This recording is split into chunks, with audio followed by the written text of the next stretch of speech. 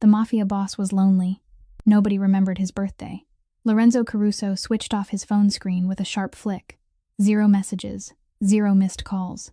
The clock struck 8 in the evening, and the man who controlled half of Chicago's underground empire realized a crushing truth. Today, he turned 37 years old, and the whole world couldn't care less.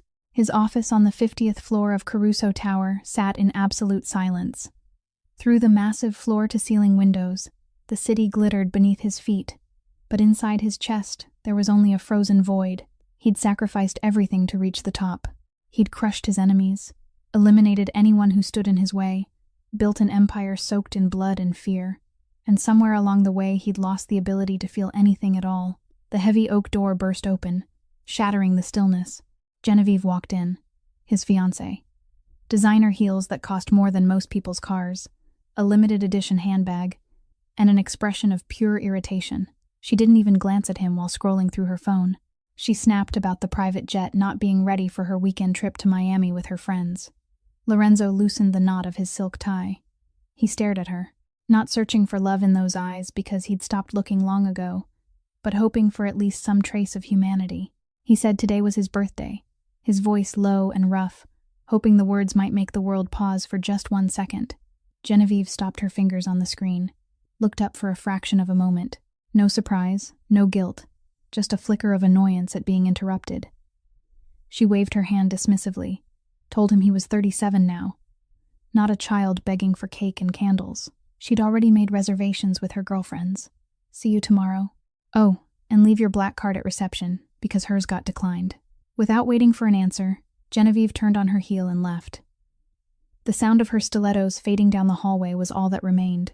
Lorenzo stood frozen. A bitter laugh escaped his lips. This was his perfect life.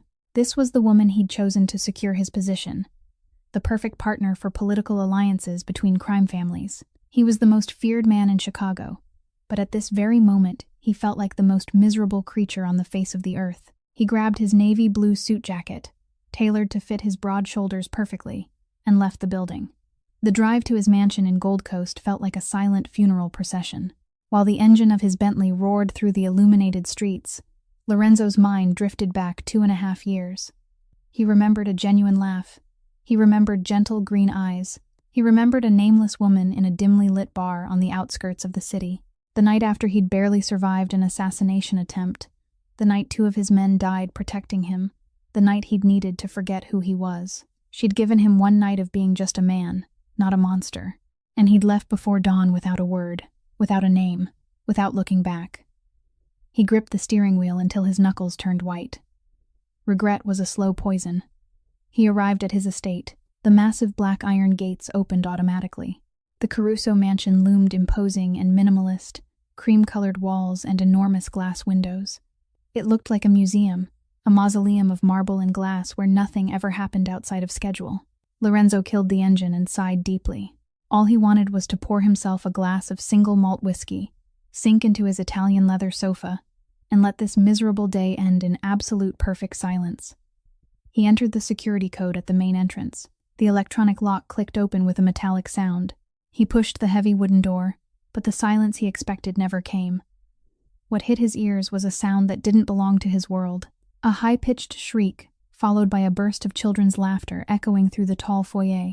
If you're hooked and want to know what happens next, smash that like button and share this story with someone who loves drama. Don't forget to subscribe so you won't miss a single twist. Now let's go back to see what Lorenzo found inside his mansion. Lorenzo yanked his Glock from the holster at his lower back on pure reflex. The reflex of a man who'd survived dozens of assassination attempts. He moved into the living room with soundless steps, his finger resting on the trigger, every sense pulled tight like a violin string. But what he saw made him stop dead in the doorway. 2 children, not yet 2, were perched boldly on his walnut coffee table worth $50,000, their tiny legs swinging in the air, their hands grabbing chunks of birthday cake and flinging them at each other like they were fighting the most glorious war of their lives.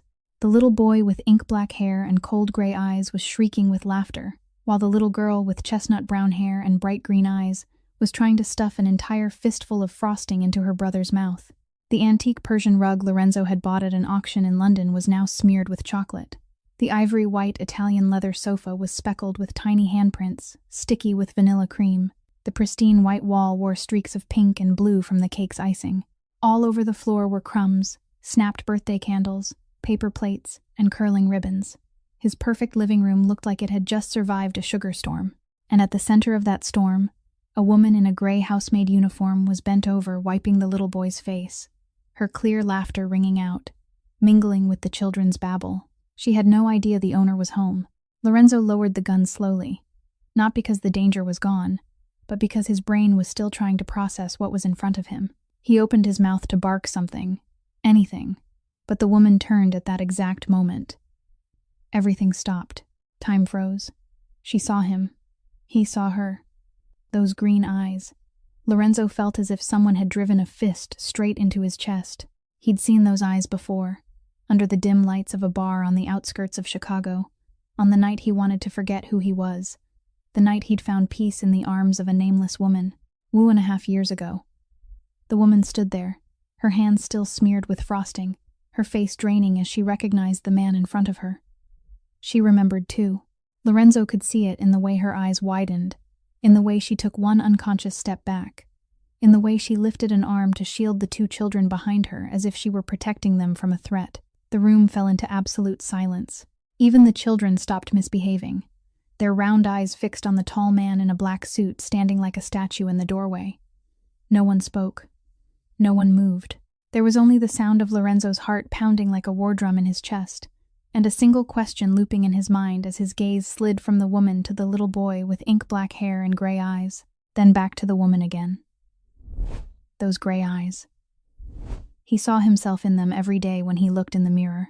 Wren Callahan took another step back, placing herself between Lorenzo and the 2 children like a living shield. She recognized him. Even though 2.5 years had passed, even though that night neither of them had traded names, she still recognized those steel-cold gray eyes, recognized the sharp angles of that face, recognized the broad shoulders and the posture of a man used to dominating every room he entered. Her heart hammered wildly in her chest, but she didn't allow fear to rise to her face. She'd survived 14 years in foster care, survived 21 months, raising 2 children on her own. She wasn't going to crumble just because she'd run into the man who'd vanished into dawn without a single goodbye. Footsteps sounded from the hallway, breaking the thick tension in the room. Frank DeLuca appeared, an old butler with snow-white hair and clear, knowing eyes that flicked quickly over the chaos in front of him. He didn't look surprised by Lorenzo's presence, only dipped his head in greeting, and began to explain in a calm voice as if he were delivering a weather report. He said Miss Wren Callahan had been assigned by Sterling Household Services to start work today, exactly as scheduled by the Human Resources Department. Her daycare center had shut down on an emergency basis due to a staffing shortage. She had no relatives or friends to watch the children, and because today was her first day, she couldn't take time off. He'd allowed her to bring the 2 children in on the condition that she keep them in the kitchen, but clearly that plan hadn't succeeded.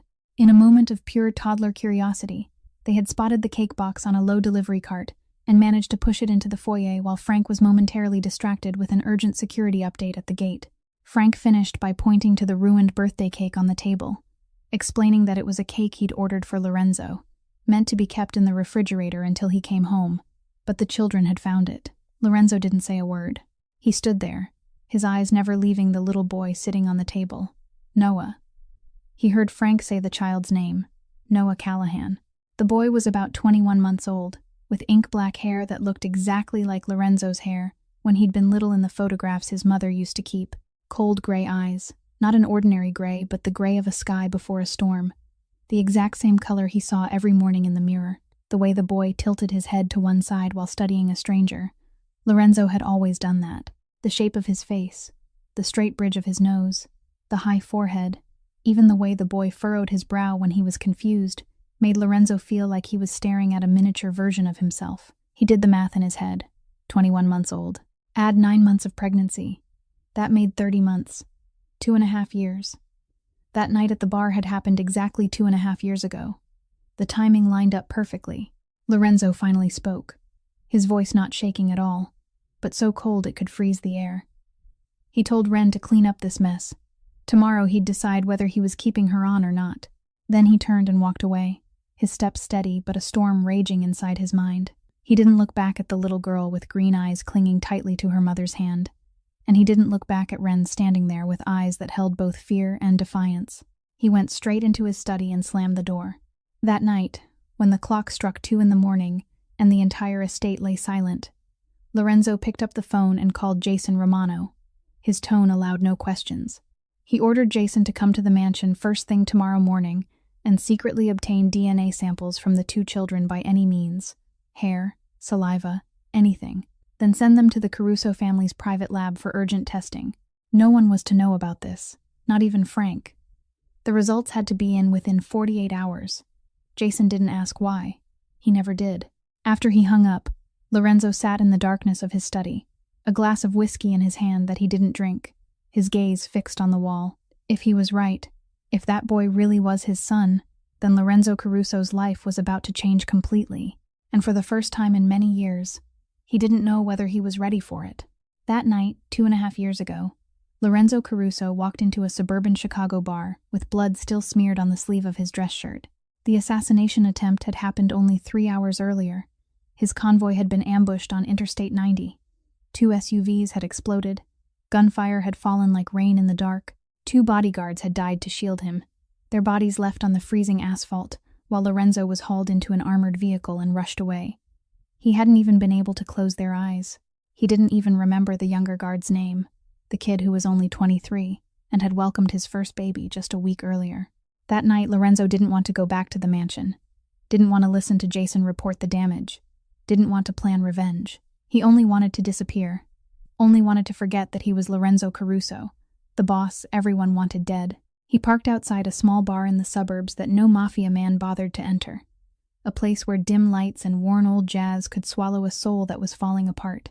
At the very same time, Ren Callahan sat in the darkest corner of the bar with a bottle of cheap whiskey in front of her. Her hands were still shaking from the phone call 4 hours earlier.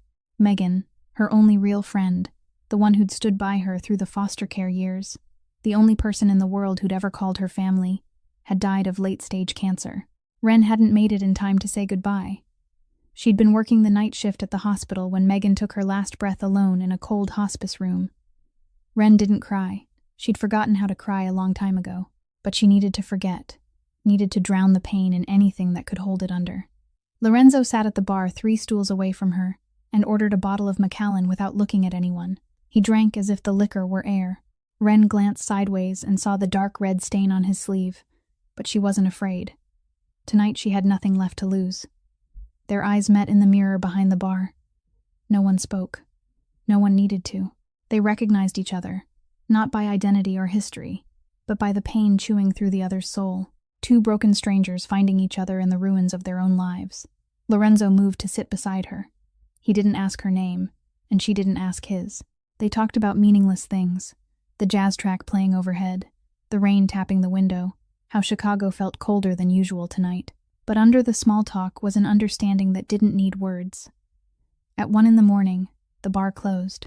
At 2 a.m, they were in a cheap motel room 2 blocks away. No promises, no future, only one night to forget the world outside. Lorenzo found peace in her green eyes, and Ren found warmth in the arms of a dangerous stranger. At 5 a.m, Lorenzo's phone vibrated. A message from Jason said the rival family was gathering forces and the boss needed to come back immediately. Lorenzo looked at the woman sleeping beside him, her brown hair spilled across the white pillow, her face peaceful for the first time all night. He got up, dressed, and left without a word of goodbye. He didn't leave a phone number. He didn't leave a name. He left nothing but an empty space on the rumpled bed. When Ren woke up an hour later, she found only dawn sunlight pushing through the curtains and a cold, hollow absence. She wasn't surprised. She was used to being left behind. She got dressed and walked out, thinking she'd never see that nameless man again. She was wrong. In the present, in the shadowed corner of the Caruso mansion study at 3 a.m, Frank DeLuca sat alone beneath the pool of a desk lamp. He'd watched enough today. The way Lorenzo stared at the little boy Noah. The way the boss's eyes turned turbulent when he noticed the resemblance. Frank wasn't foolish. He'd served the Caruso family for 40 years. He knew when a storm was coming, and this storm would be enormous. He opened the bottom drawer of the filing cabinet and pulled out a stack of documents yellowed with age. A file on the Ashworth family, on Victor Ashworth and the dark secrets Frank had collected over the past 20 years. He didn't know exactly when he'd need it, but the instincts of a man who'd survived 3 family wars told him that day wasn't far away. 48 hours passed like torture. Lorenzo barely slept, barely ate. He only sat in his study waiting for the call from the lab. He avoided Ren and the children, ordered Frank to keep them in the east wing of the mansion, while he waited for the truth. On the morning of the 3rd day, the phone vibrated. Dr. Harrison Wells, the Caruso family physician for 20 years, the only man Lorenzo trusted with secrets that meant life or death. His voice was calm, but Lorenzo could hear the caution tucked into every word. The results were in. Lorenzo Caruso was the biological father of Noah Callahan and Emma Callahan, with a probability of 99.97%. There was no error. The test had been run twice to ensure accuracy. Lorenzo ended the call without another word. He stood motionless in the middle of the study, a printed sheet of results in his hand that Jason had just sent through a secure fax. The letters and numbers danced in front of his eyes. 99.97%. Almost absolute. He was the father. He had children, 2 of them, 1 boy and 1 girl, Noah and Emma. For 21 months, what had he been doing?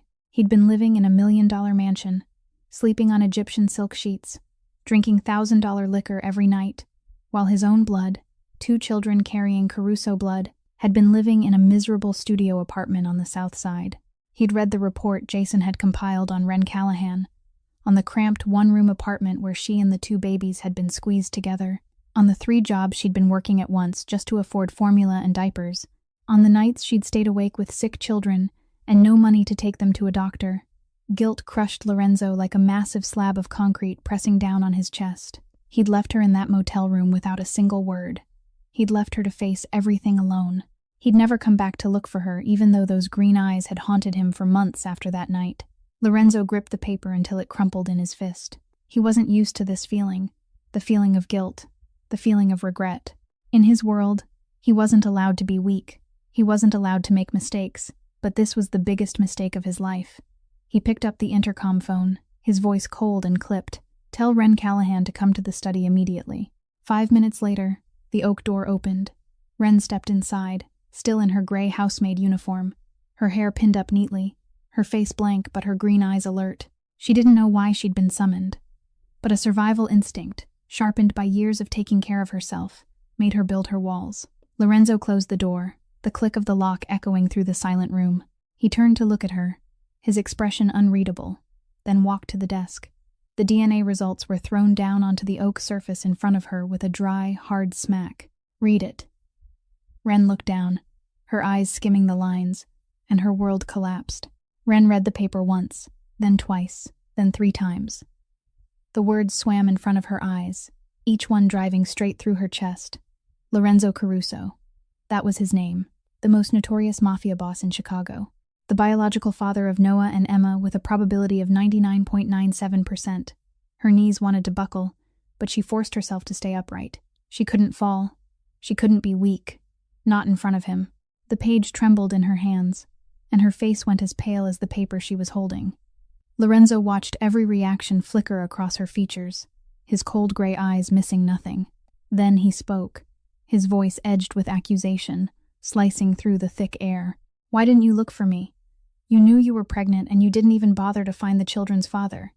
You hid my kids for 21 months. Ren lifted her head and looked at him, and something inside her detonated. 21 months of hell. 21 months of fighting alone to keep 2 babies alive. 21 months of swallowing her tears because there was no one to lean on. It all boiled up into a fury she couldn't hold back. "Look for you," she all but shouted, her voice shaking with rage. "How? You didn't leave a name. You didn't leave a phone number. You didn't leave a scrap of paper, a note, nothing. You disappeared before dawn like I was some prostitute you'd hired for the night. How was I supposed to find a ghost?" Lorenzo stayed silent, his jaw clenched tight. Ren didn't stop. She stepped toward him, her green eyes blazing. 21 months of bitterness pouring out like floodwater breaking a dam.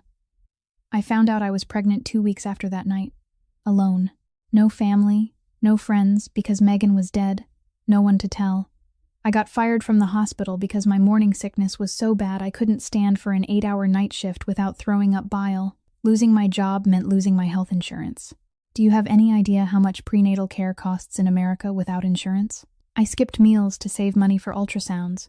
I cleaned offices in a commercial building all the way into my 8th month because nobody hires a woman pregnant with twins for a desk job. Her voice trembled, but it wasn't weakness, and she kept going. I gave birth to Noah and Emma at Cook County Hospital, a public hospital because I couldn't afford anywhere else. Labor lasted 14 hours. Emma's cord was wrapped around her neck. I lost too much blood, and I almost died on that delivery table. Almost died. Alone. Nobody held my hand. Nobody signed consent forms if I passed out.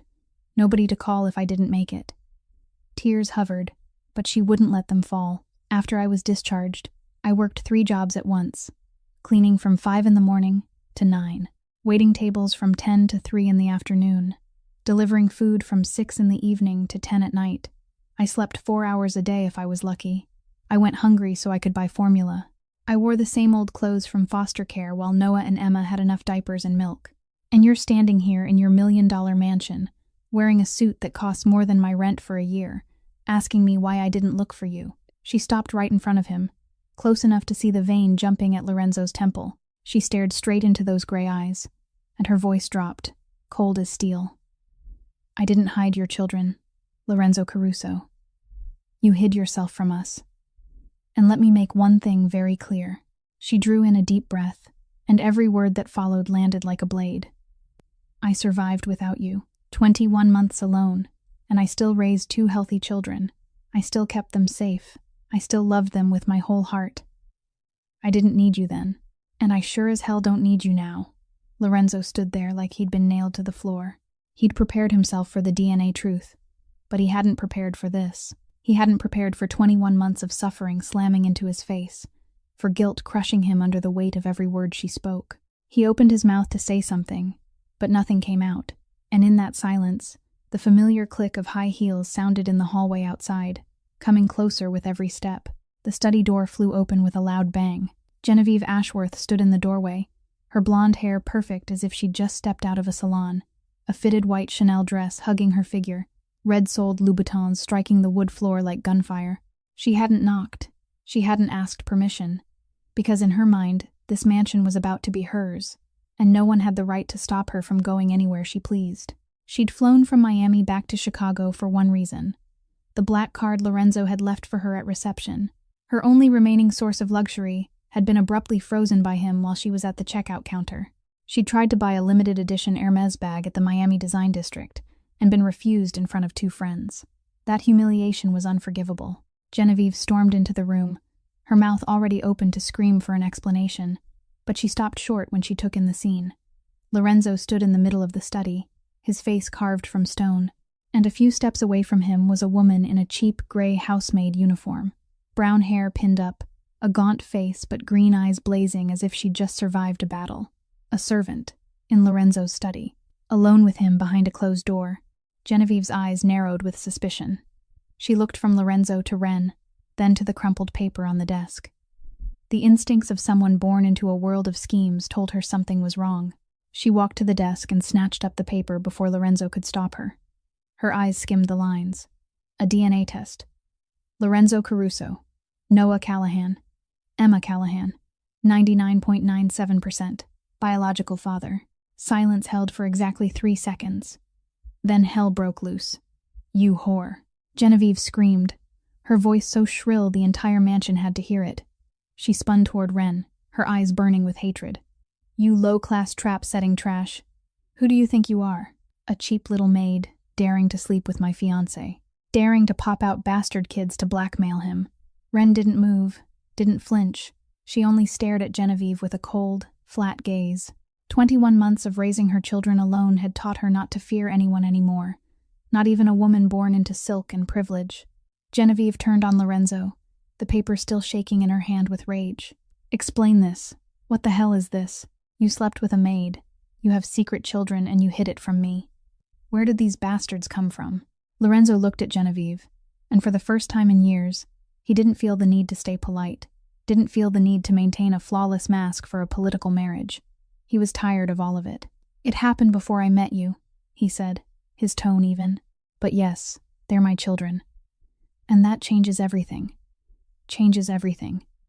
Genevieve let out a harsh laugh that sounded like breaking glass. You think you can toss me aside for the bastard kids of a maid? You think my father will let you? The alliance between Caruso and Ashworth is a blood agreement, Lorenzo. You can't break it just because you suddenly want to play father. She whirled back to Ren, her eyes wild. And you, get out of this house right now. Take your bastards with you. I'm not allowing you to stay here another second. Lorenzo stepped forward and placed himself between Genevieve and Ren. Enough. His voice was ice cold, cold enough that Genevieve took an involuntary step back. Our marriage is over. Right now. Genevieve's mouth fell open. You don't have the right. I have every right. Lorenzo cut in, each word as clear as a death sentence. This is my house. These are my children. And you, Genevieve, don't have any rights here anymore. You didn't even remember my birthday. You never cared about anything except credit cards and private jets. This marriage was just a business contract, and I've just terminated the contract. Genevieve stood frozen as if struck by lightning. For the past 3 years, she'd believed she held Lorenzo in the palm of her hand, because the alliance with her father was what he needed. She'd never imagined he'd dare throw it all away for a maid and 2 toddlers. Humiliation set her on fire from the inside out. You'll regret this, Genevieve hissed through clenched teeth, her voice cold as venom. My father will hear about this. Victor Ashworth will grind the Caruso family into dust.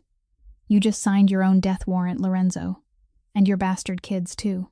She spun and stalked out, her Louboutins striking the floor like a bomb's countdown. The door slammed behind her, but the threat still echoed in the thick air. Ren stood there, her heart racing, realizing she'd just been dragged into the middle of a war between the most powerful families in Chicago. And Lorenzo stared out the window at the city lights glittering below. And he knew the real storm was only beginning. 3 days after Genevieve left, Lorenzo's phone vibrated at 6 a.m. A message from an unknown number, but he knew immediately who it was. Victor Ashworth didn't need an introduction. There were no words, only 3 photographs. The first showed the miserable studio apartment on the south side where Ren had lived for the past 21 months, taken from the angle of someone standing across the street. The second showed the Little Stars daycare center, where Noah and Emma had gone every day before Ren took the job at the Caruso mansion, the photo clear enough to capture the license plates in the lot. The third showed the Aldi store where Ren usually shopped, the framing sharp enough to reveal the shelves of formula and diapers she always chose. The threat didn't need to be spelled out. Victor Ashworth was telling Lorenzo that he knew everything, he was watching everything, and he could reach them anytime he wanted. Lorenzo ground his teeth until his jaw twitched. He called Jason Romano immediately and ordered an emergency meeting with the capos within an hour. The conference room in the basement of Caruso Tower filled with faces cold as stone, men who'd walked through blood and fire beside Lorenzo for years. He threw his phone onto the table, the 3 photos lighting up the large screen. No one needed an explanation. They all understood what it meant.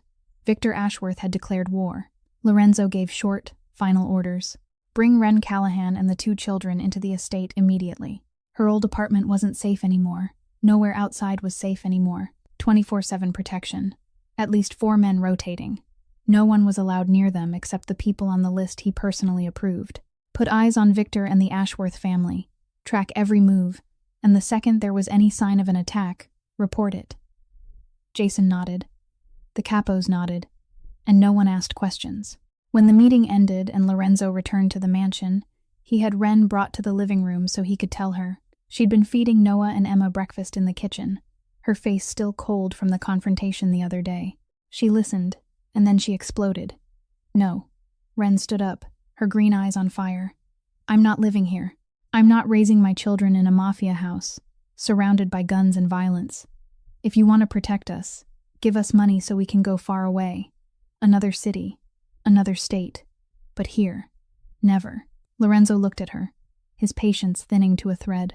You think Victor Ashworth won't find you in another city. You think he doesn't have people everywhere. This is how this world works, Ren.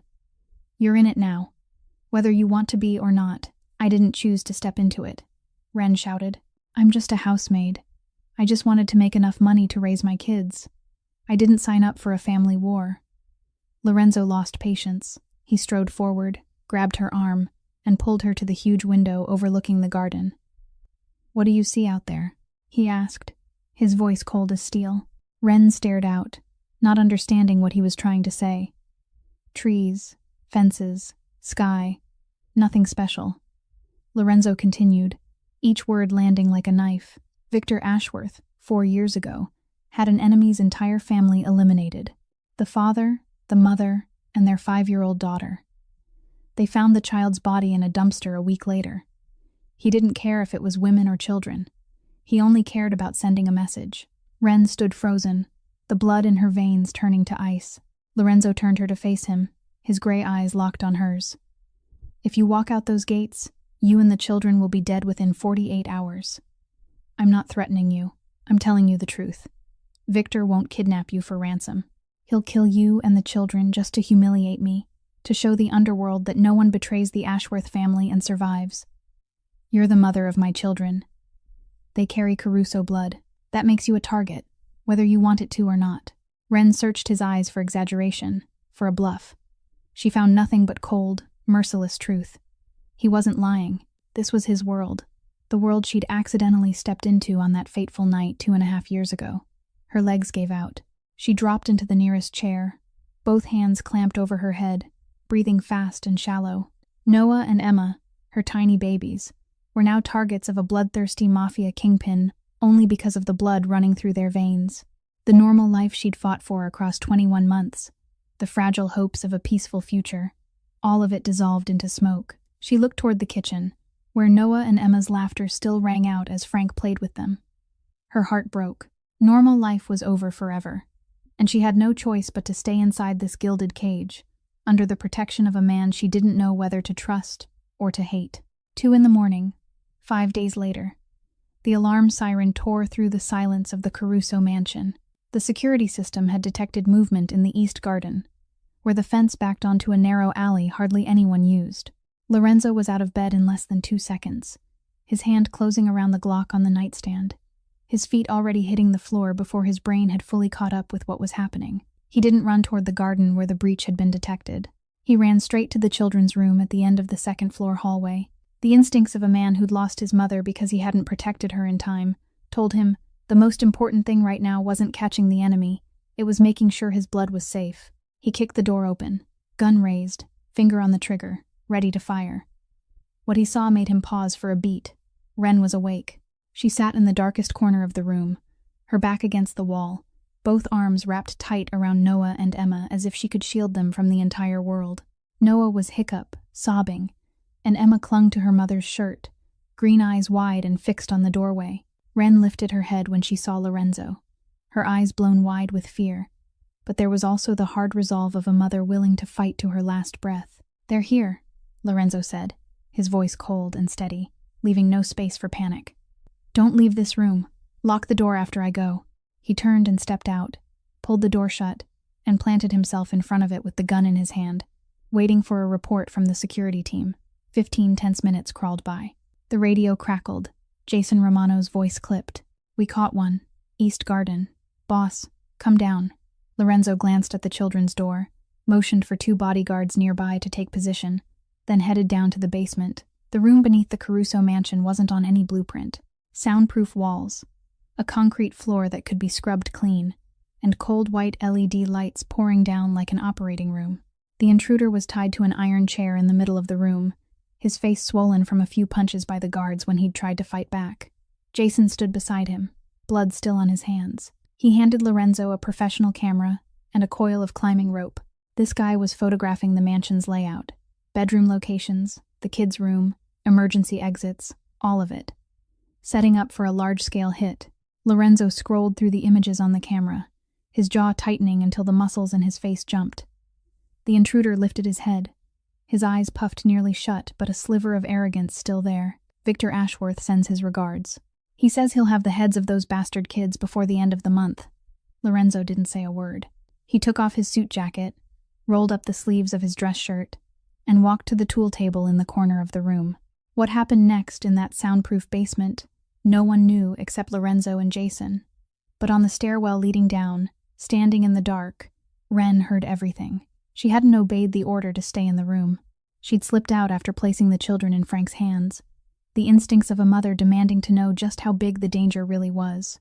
She stood on the stairs with her back against the cold wall and listened to the screams echoing up from below. Begging, agonized howls, bones breaking. Then silence.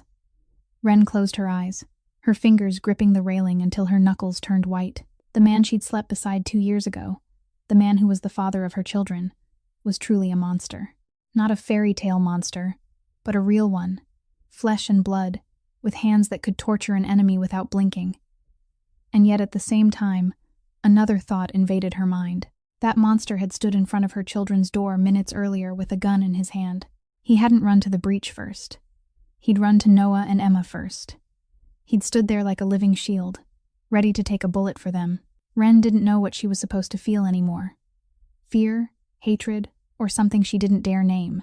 The next night, 3 a.m, Wren couldn't sleep. Every time she closed her eyes, she heard the screams echoing up from the basement again. She saw Lorenzo standing in front of her children's door with a gun in his hand. Those 2 images kept spinning through her mind, the monster and the protector, torturing an enemy and shielding a child. She didn't know who Lorenzo Caruso really was anymore. She slipped out of bed, checked on Noah and Emma sleeping soundly in their cribs, then quietly went downstairs to make a cup of tea. The mansion's massive kitchen lay in darkness, lit only by the faint glow of the refrigerator and moonlight spilling through the windows. She was heating water when she realized she wasn't alone.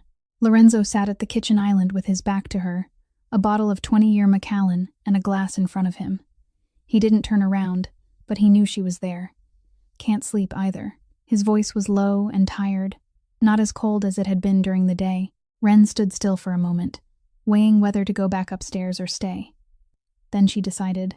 She made Earl Grey, walked over, and sat on the far side of the island, far enough to keep distance, close enough to talk. They sat in silence for a while, each with their drink, not looking at each other. Then Lorenzo spoke, his voice aimed at the darkness more than at her. "I was 12 when my mother died." Wren didn't react, didn't interrupt. She just listened. Lorenzo went on, his eyes fixed on his glass as if he were staring into the past. "The Moretti family wanted to send a message to my father. They kidnapped my mother when she was picking me up from school. They shot her right in front of me. In the street, in broad daylight, I watched her drop, blood spilling onto the sidewalk. I tried to run to her, but my father held me back. He dragged me away and wouldn't let me cry, wouldn't let me look back. He told me tears were a luxury the Caruso heir wasn't allowed to have. Emotion was a fatal weakness in this world.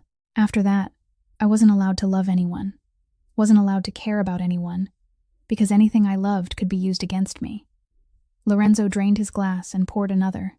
"I killed my first man when I was 17, the one who shot my mother. My father put the gun in my hand and told me, if I wanted to be boss, I had to have the courage to look my enemy in the eyes when I pulled the trigger. I did it. I didn't feel anything. And after that, I didn't feel anything for 25 years. Until he stopped, unable to finish. But Wren understood. Until he saw Noah and Emma." Silence stretched. Then Wren spoke, her voice gentle now, no longer sharp the way it had been in the days before. "I went into foster care when I was 3. My mother left me at a gas station and drove away. They never found her." Lorenzo lifted his head and looked at her for the first time. Wren stared down into her tea, her fingers tracing circles along the rim of the cup. 14 years in foster care, 7 different families. Nobody kept me longer than 2 years. One family sent me back because they had a biological baby. One sent me back because I was too old. They wanted someone smaller, cuter. One sent me back because I ate too much. I cost money. Every time I got sent back, I learned a lesson." She raised her head, her green eyes meeting Lorenzo's gray. "I learned not to hope, so I wouldn't be disappointed. I learned not to attach, so it wouldn't hurt when I got abandoned. I learned to take care of myself, because nobody else was going to do it. Megan was the only one who stayed, the only real friend I had through all those years. And she died of cancer the night I met you in that bar." Lorenzo looked at her, not with the eyes of a mafia boss, but with the eyes of a man who'd lost too much. "So that night, we were both falling apart." Wren nodded once. "Maybe that's why we found each other. 2 broken souls recognizing each other in a crowd." They sat there in the dark kitchen, not touching, not needing to, but for the first time since they'd been thrown back together, they weren't enemies anymore. For the first time, They truly saw each other. Not a mafia boss and a maid, not the one who left and the one who got left behind. Just two human beings with scars too deep and too similar. When dawn light began to seep through the window, Ren stood and carried her empty cup to the sink. She paused as she passed Lorenzo, not looking at him, but she spoke softly enough for him to hear. "I still haven't forgiven you. But I'm starting to understand." Then she went upstairs, leaving Lorenzo alone with a bottle slowly emptying and the first light of day driving the darkness back. 4 a.m. the next day. Lorenzo lay on his bed, staring at the ceiling, unable to sleep, like every night since he'd learned he had children. He was used to insomnia. 20 years in the underworld had taught him that sleeping too deeply was the fastest way to die. But tonight was different. Tonight, he wasn't thinking about enemies or strategy. He was thinking about that conversation in the dark kitchen with Ren, about the way her green eyes had looked at him for the first time without pure hatred. A child's cry burst from the monitor system beside his bed and yanked him out of his thoughts. Lorenzo had installed the monitor in his room the day the children moved in, telling Jason it was for security. But the truth was, he wanted to hear them, wanted to know they were still okay, wanted the feeling of them close, even though he didn't know what to do with that feeling. Emma was crying. The sharp wail cut through the speaker, growing louder, more frantic, more panicked by the second. Lorenzo waited for Ren's soothing voice to follow, but nothing came. He glanced at the monitor screen and saw Noah still sleeping peacefully in the crib beside hers, while Emma had pushed herself upright, her face flushed red, tears streaming down her cheeks, both arms reaching out toward no one. Where was Ren? Lorenzo shot up and ran into the hallway. The bathroom door at the end of the hall was shut, light leaking out from the crack. Ren was in there. Maybe she couldn't hear the crying. Emma's sobs came louder through the monitor tucked into his shirt pocket. Lorenzo stopped at the children's door, his hand closing around the knob, but he didn't push it open. He didn't know what to do. He'd killed men, he'd tortured enemies, he'd run a criminal empire, but he'd never soothed a crying child. He didn't know how to hold a baby. He didn't know what to say, what to do to make the tears stop. His hands that didn't tremble on a trigger, hands that didn't flinch while breaking an enemy, now shook in front of his daughter's bedroom door. Emma cried harder, the sound shifting from fear to desperation, like she believed no one was coming for her. That sound went straight into Lorenzo's chest, like a bullet. He pushed the door open and stepped inside. The room was dark, lit only by a rabbit-shaped nightlight, casting a soft yellow glow. Emma sat in her crib with her face soaked, both arms reaching toward the doorway when she saw someone. When her green eyes met Lorenzo's gray eyes, her crying paused for a beat, as if she were deciding whether this person could be trusted. Lorenzo walked to the crib and looked down at his daughter. Emma was tiny, with soft brown curls like her mother's and green eyes fixed on him, waiting. He drew a deep breath, bent down, slid his hands under her arms, and lifted her up. He held her awkwardly, not knowing where to place her, whether he should support her head or her back.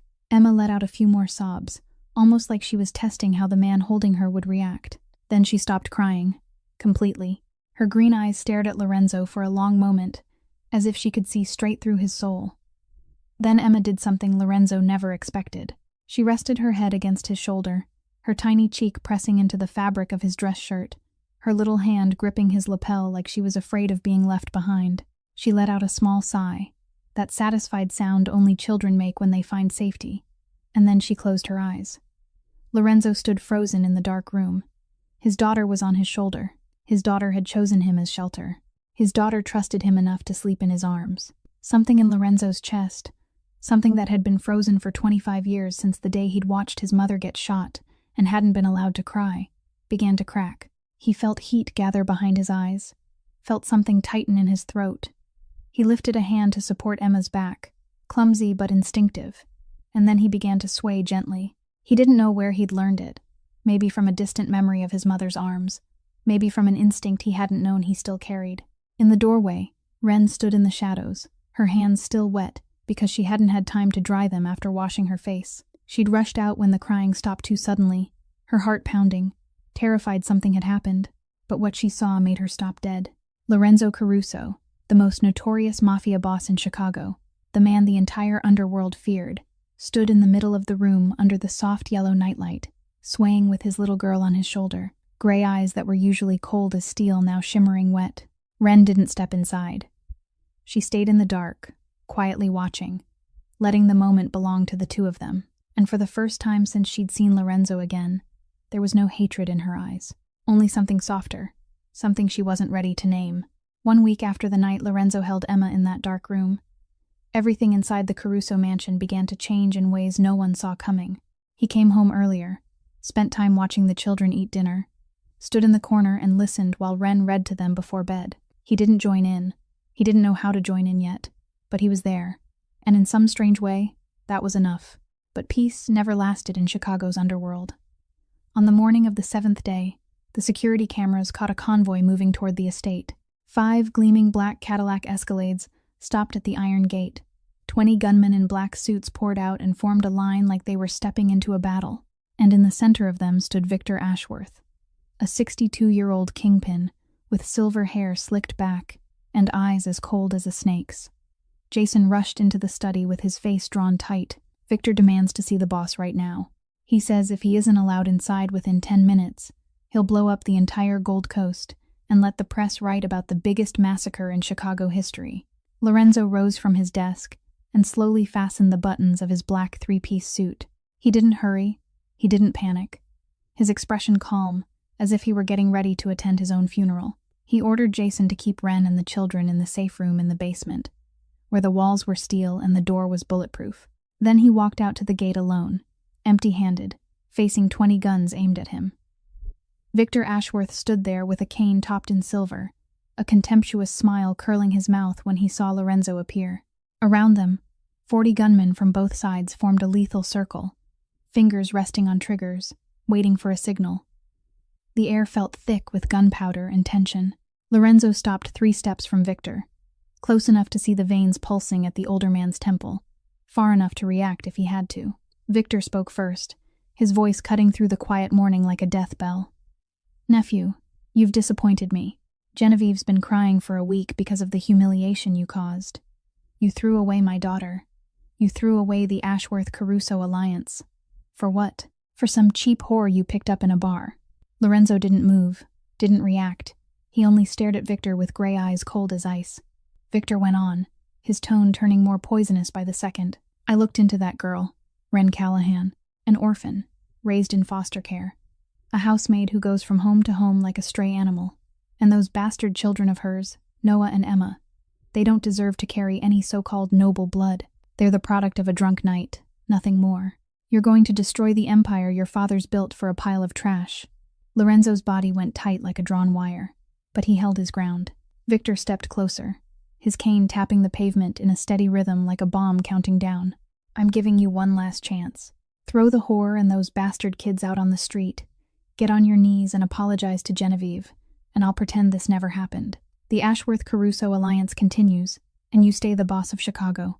If you don't, I'll grind you and everything you love into dust. Choose, Lorenzo. The empire or the trash." Victor stopped, waiting with the confidence of a man who believed victory was already in his hand. But he had misjudged Lorenzo Caruso. In a blink, so fast no one could react, Lorenzo drew a Glock from the holster at his lower back and aimed it straight between Victor's brows. 40 guns snapped up at once, 20 Ashworth barrels locked on Lorenzo, 20 Caruso barrels locked on the opposing line. It could explode at any moment. But Lorenzo didn't tremble. His voice carried through the air, stretched tight as wire, cold and certain as steel. "Listen carefully, Victor. Ren Callahan isn't a whore. She's the mother of my children. Noah and Emma aren't bastards. They carry Caruso blood, the blood my father and my grandfather spilled to build this empire. If you say one more word about them, I'll pull the trigger right now and let Chicago drown in blood. I don't care about the consequences. I don't care about alliances or empires. Nobody touches my children." Victor stood there with the muzzle less than a handspan from his forehead, and for the first time in his life he saw something in Lorenzo's eyes he'd never seen in any enemy.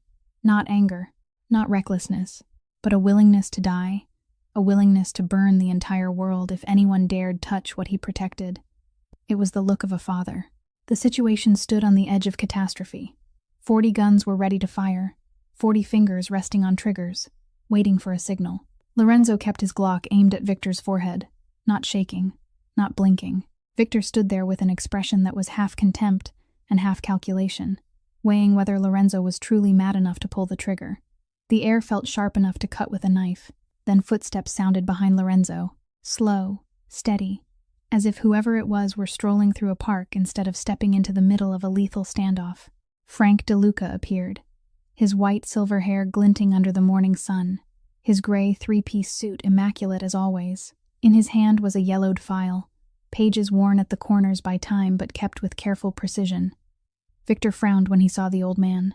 Frank DeLuca, the Caruso family butler, a servant not worth Victor's time, but something in Frank's calm gaze made Victor uneasy. Frank stopped beside Lorenzo, said nothing to his boss, only gave a small nod, as if the moment had finally arrived. Then he turned to Victor, opened the file, and began to read in an even voice, like he was reciting a weather report.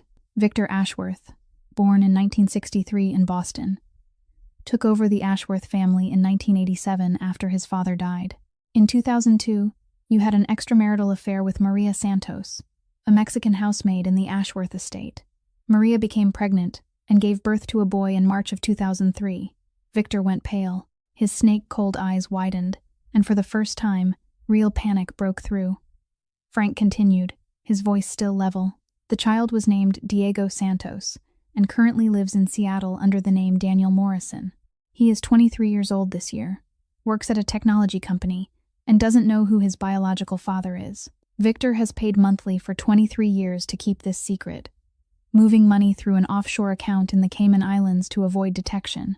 The old man stopped reading and lifted his head, his gaze suddenly razor-sharp for someone his age. I've held this file for 20 years, waiting for the right moment. If this information reaches your allied families and your enemies, the Morettis, the Russos, the Colombos, everyone cooperating with Ashworth on the strength of honor and trust, they'll learn Victor Ashworth is a hypocrite. You call Lorenzo's children bastards while you've hidden your own out-of-wedlock son for 23 years. You preach noble blood while you deny your own. The Ashworth empire will collapse because no one trusts a liar.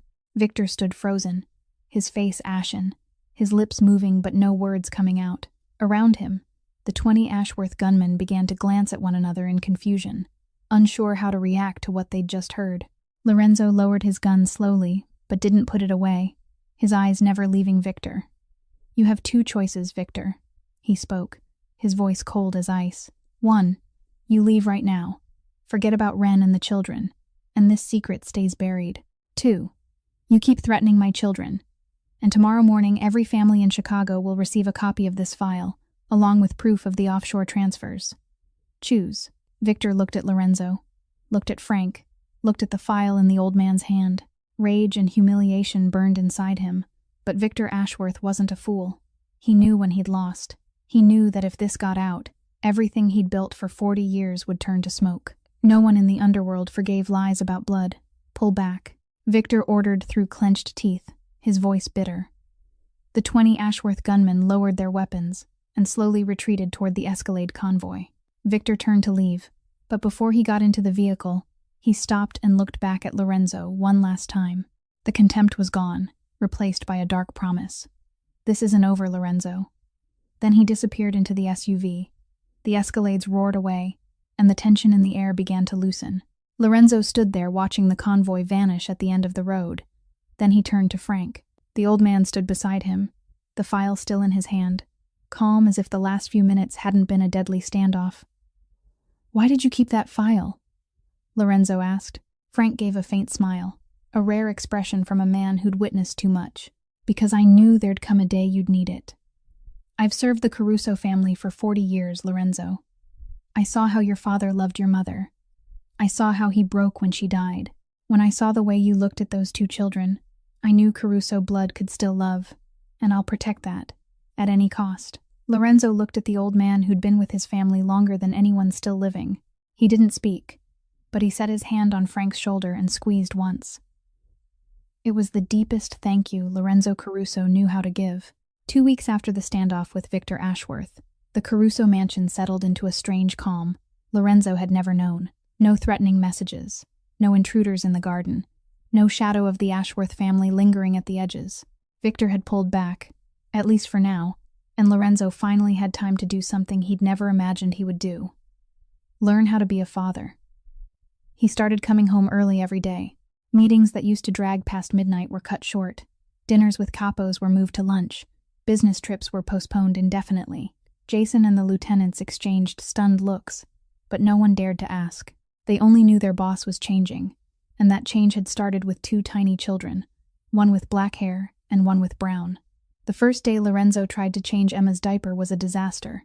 He stood at the changing table with a box of Pampers in his hands, staring down at his daughter lying there with her legs lifted as if she couldn't understand why this man looked so panicked. He opened the dirty diaper, grimaced, then fumbled with the clean one while Emma decided that was the perfect moment to start kicking. The result was a crookedly fastened diaper, talc powder flying everywhere, and a long white streak across Lorenzo's $2,000 vest. But he didn't quit. On the second day, he learned how to mix Similac formula. 5 failures. 5 bottles either too hot or too cold, or clumped because he'd shaken too hard. On the 6th try, he got it right, and when Noah finished the bottle and let out a satisfied burp, Lorenzo felt like he'd just closed $1 million deal. In the evenings, when Ren bathed the children and got them ready for bed, Lorenzo sat nearby with Goodnight Moon in his hands. He read the first lines awkwardly, his deep voice sounding wrong wrapped around gentle words meant for a child. But Noah and Emma didn't care. They lay in their cribs with wide eyes fixed on him, listening like it was the most fascinating story in the world. After 1 week, Lorenzo had Goodnight Moon memorized. After 2 weeks, he added the Very Hungry Caterpillar to the rotation. He read about the hungry caterpillar eating through apples, pears, plums, strawberries, with the solemn intensity of a man negotiating a contract. Noah giggled every time Lorenzo made a caterpillar chewing sound. That morning, Lorenzo was feeding Noah Cheerios in the kitchen. Emma sat in the high chair beside him, busy smearing mashed banana between her fingers. Lorenzo held the spoon and fed Noah one careful bite of cereal at a time, patient enough to wait until the boy finished chewing before offering the next. He'd learned that rushing a child never worked. Noah swallowed the last spoonful, lifted his head, and looked at Lorenzo with gray eyes identical to his. Then the boy opened his mouth and made a sound Lorenzo never thought he'd hear. Daddy. 1 word, 2 syllables, but it hit Lorenzo straight in the chest like a bullet. The spoon slipped from his hand and clattered onto the kitchen floor with a sharp metallic ring. Lorenzo froze, heat flooding his eyes, his lids burning, an emotion he'd buried for 25 years, rising thick in his throat. His son had just called him father. Noah didn't understand why the grown man wasn't moving. He only grinned, clapped his hands, and repeated it like it was a new game. Daddy, Daddy. Ren stood in the kitchen doorway with her morning coffee in hand, seeing everything. She watched Lorenzo, the most powerful man in Chicago, standing in the middle of the kitchen, with eyes gone red from 1 word spoken by a 21-month-old child. She didn't forgive him. Not yet. The wound of 21 months, raising them alone, the sleepless nights with sick babies, the hungry days so she could afford milk, none of it could heal in a few weeks. But as she watched Lorenzo bend to pick up the spoon, wipe his eyes quickly, and keep feeding Noah like nothing had happened, Ren felt something inside her soften. He was trying, truly trying, every day. And maybe, just maybe, that was worth giving him more time. A few days after the day Noah first called Lorenzo Daddy, and exactly 1 month after that miserable birthday no one remembered, Lorenzo came home late from a long meeting with the capos. He was exhausted, his head full of numbers and strategy, plans to expand territory and reinforce new alliances after cutting ties with the Ashworths. The Bentley rolled up to the gate. He stepped out, and he felt it immediately. Something was wrong. The mansion was completely dark. Not a single light glowed. Not a shadow moved behind the massive glass windows. Lorenzo's heart tightened. Survival instinct snapped on, his hand dropping to the holster at his lower back for his Glock. He thought of Victor Ashworth, of that promise of revenge in the older man's eyes the last time they'd faced each other. He thought of Ren, of Noah, of Emma.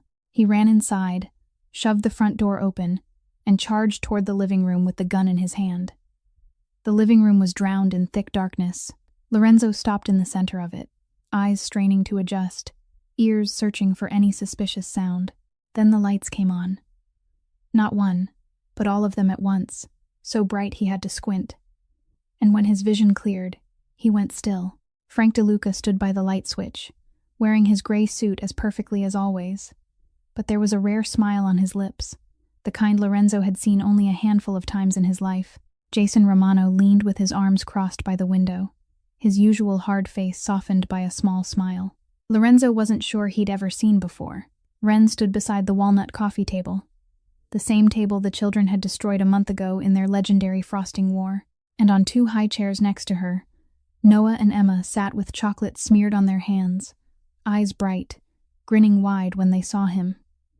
On the table was a cake, not the flawless cake from the five-star bakery Frank had ordered on that first chaotic night. This cake was smaller, lopsided, uneven. The frosting smeared like it had been spread by someone who'd never baked in her life. Ren had made it herself from a Betty Crocker box she'd bought at Target, and she'd admitted to Frank that she didn't know how to bake, but she wanted to try. The frosting wasn't pretty, thick in some places, thin in others. But what Lorenzo couldn't look away from was what sat on top. Two tiny handprints in chocolate, one Noah's, one Emma's. Ren had dipped their little hands into chocolate and pressed them onto the white frosting, leaving two imperfect but unmistakable prints. And beneath those prints, there were wobbly words written in blue icing. "Happy birthday, Daddy." Singing filled the room. "Happy birthday to you. Happy birthday to you." Frank sang in a low voice that trembled with age. Jason sang off-key like a man who'd never sung a day in his life. Ren sang softly, her green eyes never leaving Lorenzo. And Noah and Emma babbled along with the melody. Not quite words, not quite on beat, but it was the most beautiful sound Lorenzo had ever heard. He stood there with the Glock still in his hand, his black suit still immaculate, the most powerful Mafia boss in Chicago, frozen in the living room while 4 people sang him happy birthday. He didn't know how to react. He'd lived 37 years. He'd had dozens of lavish birthdays in the past with expensive champagne and powerful guests. But never, not once, had he had this. A homemade cake, chocolate handprints from his children. A crooked message written in love. The song ended. Emma clapped and laughed. Noah reached toward the cake, demanding a bite. Ren looked at Lorenzo, waiting, unsure if she'd done the right thing. Lorenzo lowered the gun and set it down on the table. Then he walked forward, slowly, like he was afraid that if he moved too fast, everything would vanish like a dream. He dropped to his knees in the middle of the living room, right in front of the 2 high chairs. Noah and Emma stared at him with round eyes, not understanding why the grown man was kneeling. Lorenzo reached out and gently lifted Noah from the chair, then Emma, and gathered both children into his arms. And then Lorenzo Caruso, the Mafia boss Chicago feared, the man who hadn't cried since his mother died 25 years ago, cried. He cried without hiding it, tears spilling down his cheeks, falling into Noah's black hair and Emma's brown. He held his children tight, his body shaking with sobs he didn't try to swallow back. Frank turned his head away, wiping his eyes quickly. Jason stared out the window, pretending he was checking security outside. Ren stood there with one hand gripping the chair, tears running down her face, and she didn't bother to wipe them away. She watched the man holding her children and crying, and she knew this was a moment she would never forget. 11 at night, the Caruso mansion fell into silence after the small birthday celebration that had become the most unforgettable night of Lorenzo's life. The children were asleep in their cribs, bellies full of chocolate and frosting, sweet smudges still on their faces, because Ren hadn't bothered to wipe them clean since they looked too adorable while they slept. Frank had gone to his room. Jason had left after one last security check. Lorenzo stood alone in the living room, staring at the lopsided cake still half intact on the table, his children's 2 chocolate handprints still perfect on the white frosting. He didn't want to clear it away. He wanted to keep it forever. He went looking for Ren and found her on the 3rd-floor balcony, where the view of the Chicago skyline was the best in the house. She stood there with her back against the railing, a cup of tea in her hand gone cold long ago, green eyes fixed on the glittering skyscrapers in the night. Lorenzo stepped onto the balcony and stopped a few feet away. He didn't have a diamond ring in his pocket. No prepared speech, no roses or champagne, or any of the things romantic men in movies brought. He only had himself, with all the scars and darkness he carried. They stood in silence for a moment, as the cold Chicago wind moved through them. Then Lorenzo spoke, his voice low and quiet, no longer the ice it had been in the beginning. "I know I don't deserve it." Ren didn't turn to look at him. She kept her eyes on the skyline, but she was listening. Lorenzo went on, each word pulled from deep in his chest, from the place he'd buried emotion for 25 years. "I'm a monster, Ren. My hands have blood on them, more than you can imagine. My soul is dark. I've done things that can't be forgiven. I've ordered things no normal person could sleep at night knowing. I'm not a good man. I probably won't ever be completely good." He took a slow breath and continued. "I left you alone for 21 months. Even if I didn't know, even if I didn't do it on purpose, it doesn't change the fact that you raised our children in poverty while I lived in luxury. You almost died on that delivery table with no one beside you. You went hungry to buy milk for them. You worked 3 jobs while I drank $1,000 whiskey and complained about being lonely. I don't have the right to ask you to forgive me for any of that." Ren turned and looked at him, her green eyes unreadable in the dim light spilling from the living room behind them. She didn't speak. She just listened. Lorenzo stepped closer, close enough to see strands of her brown hair lifting in the wind, close enough to see the exhaustion beneath her eyes from years of carrying everything alone. "But I promise," he said, his voice trembling slightly with an emotion he didn't try to hide. "On my life, I'll spend the rest of it trying to earn it. For the children. And for you. I'll protect them at any cost. I'll be there for every moment of their lives. I'll read to them every night. I'll teach them to ride a bike. I'll be there when they need their father. And I'll try to become a man worthy of standing beside you, even if I know that could take a lifetime." He paused and looked straight into those green eyes, the eyes that had haunted him for over 2 years since that night in the bar. "I don't have a ring. I don't have a perfect proposal. I only have this question. Will you give me a chance? Not forgiveness right now. Not love right now. Just a chance to prove I can change. A chance to become the father Noah and Emma deserve. A chance for me, maybe one day, to become a man you can trust." The night wind moved again, cold but not enough to chase away the warmth rising between them. Ren looked at Lorenzo, the most powerful man in Chicago, standing in front of her, with his heart wide open. No weapon, no mask, only raw truth and one simple question. She stayed silent. Her green eyes gave him nothing, and he couldn't tell what her answer would be. Ren looked at Lorenzo in a silence that stretched until it felt hard to breathe. The Chicago night wind moved across the balcony, cold, but neither of them seemed to feel it. Then she spoke, her tone steady. Not icy and not warm, just honest. "I'm not saying yes." She paused and held his waiting gray eyes. "I'm also not saying no." Lorenzo stood there without moving, without breathing, waiting. Ren turned back to the Chicago skyline, the skyscrapers glittering like a million stars at their feet. "Prove it," she said, each word clear. "Every day. Not with words, not with pretty promises, with actions, with showing up, with waking up every morning and choosing to be here, choosing to be a father, choosing to keep trying." She looked back at him. "And we'll see." It wasn't a promise of love. It wasn't full forgiveness. It wasn't the answer Lorenzo would have gotten in a romantic movie. But it was a door left slightly open, a sliver of light in the dark, a real chance for him to prove he'd changed. Lorenzo nodded slowly, accepting her condition without a single complaint. He didn't need an answer right now. He'd been waiting for over 2 years without even knowing what he was waiting for. He could wait as long as it took, as long as she gave him the chance to prove it. "I'll prove it," he said, his voice low and solid. "Every day. Until you're ready." They stood side by side on the balcony, 2 silhouettes against the Chicago night sky, not touching, not holding hands, not kissing, but closer than they'd ever been. The distance between them was no longer an abyss of hatred and hurt, only a few steps they both knew time would shorten. In the bedroom behind them, Noah and Emma slept soundly in their new crib, a safe crib, in a warm room, with security posted around the clock outside. For the first time in the short 21 months of their lives, the 2 children were truly safe. No more cold studio apartment on the south side. No more nights of Ren staying awake and wondering if she'd have enough money for formula tomorrow. No more invisible fear of an unstable life. They had a father. They had a mother. They had a home. Lorenzo glanced toward the door leading to the children's room, where the rabbit nightlight cast its soft, warm yellow glow. He remembered that miserable birthday only a few weeks ago, sitting alone in his office on the 50th floor, Genevieve leaving without even a single wish, him believing he was the loneliest creature on earth. He'd lost everything since that night. The political marriage to Genevieve had shattered. The alliance with the Ashworth family had ended.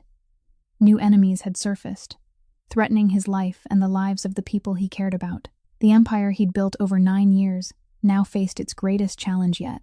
But when he looked into Ren's green eyes, when he remembered Noah saying "Daddy," When he remembered the weight of Emma's head on his shoulder in the dark, Lorenzo Caruso understood a truth so simple it almost stunned him. For the first time in 37 years, he was truly rich. Not because of his empire, not because of bank accounts with 9-digit numbers, not because of the power that made all of Chicago afraid, but because of 2 little children smeared with chocolate sleeping in the room beside him, because of the woman standing next to him, a woman who'd survived hell without breaking, strong enough not to forgive easily but still kind enough to give him a second chance. Ren glanced at him, as if she could read what was in his head. "Don't disappoint me, Lorenzo Caruso." He smiled, the first smile in years without bitter nihil calculation behind it. "I won't." They stood there in silence, watching Chicago glitter below, 2 souls that had once been broken now slowly knitting back together. Their story didn't end with a kiss under moonlight or sweet declarations. It ended with a quiet promise, a chance given, and a long road ahead. But that was real life. Not perfect, not easy, but worth fighting for. Lorenzo and Ren's story was a reminder that sometimes the most precious things in life come from the places we least expect. That family isn't always blood. It's the people who choose to stay when the world turns its back. That the past can be dark, but the future can still be bright if we dare to change and keep trying every day. That real love isn't pretty words. It's action. It's patience. It's choosing to love, even when it's hard. And most of all, that it's never too late to become the father, the mother, the partner, the people we love deserve. If this story touched your heart, please hit the like button and share this video so more people can listen. Subscribe to our channel and turn on notifications so you don't miss new heartfelt stories every day. We'd love to hear what you think. What did this story make you think about in your own life? Do you believe everyone deserves a second chance? Share your thoughts in the comments below. We're looking forward to reading every line that comes from your heart. Thank you for taking the time to listen to today's story. Wishing you and your family good health, happiness, and peace every day. See you in the next video.